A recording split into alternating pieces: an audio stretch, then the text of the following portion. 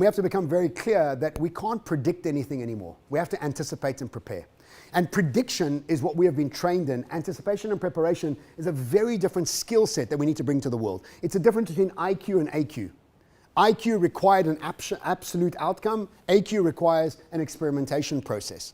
And so understanding this is really understanding the world that we come from and the world we're moving into. And they're called the complicated world that we come from and the complex world that we're moving into. And the rules are very, very different. I'm going to take you through both rules and give you two examples in how this is shifting. So in a complicated world, the world we come from that we're very comfortable with, the rules are quite simple. The rules in a complicated world are, one, there are patterns, and these patterns repeat themselves, called the economies of scale system. These patterns repeat themselves, so what we do is we become very good at look at this pattern repetition. You can use accounting, mathematics, Excel spreadsheets, and logic and numbers to figure out what's coming next because the future used to look like the past.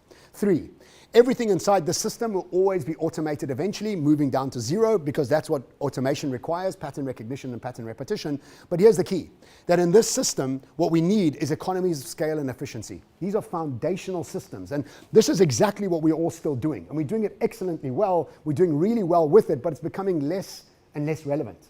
Because the new world's starting to arrive called the complex world, and in the complex world, there are some patterns, but they don't repeat.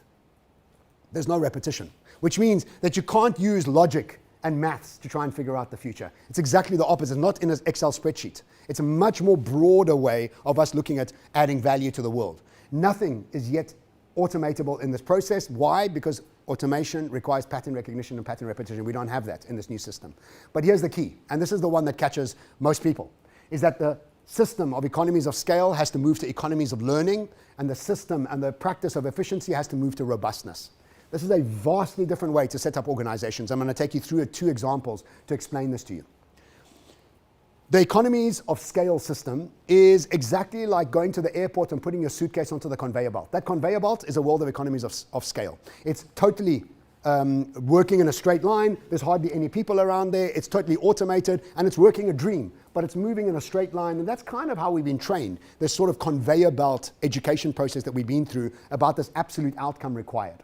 But the minute you take up and you go up in the air, you're the pilot of a plane. And in that pilot of the plane, you have no idea what's coming. So you have to over-prepare. You're in a complex world, which means there are some patterns, but they don't repeat. And that pilot is now having to practice something called economies of learning. In other words, I have to learn, adjust, learn, adjust. Why? I don't know if there's a storm coming. I don't know if an engine's going to blow out. I don't know if a pilot's going to die. I don't know what's going to happen up there. So what do? Is I have 4 engines and 1 is enough. 3 pilots and 1 is enough. 18 operating systems and 1 enough. And because of the complexity that we built planes in, it's by far the most safest way for us to travel today because it hasn't been built like a conveyor belt. It's been built for a complex world, not a complicated one. So we have to move from being conveyor belt operators to pilots.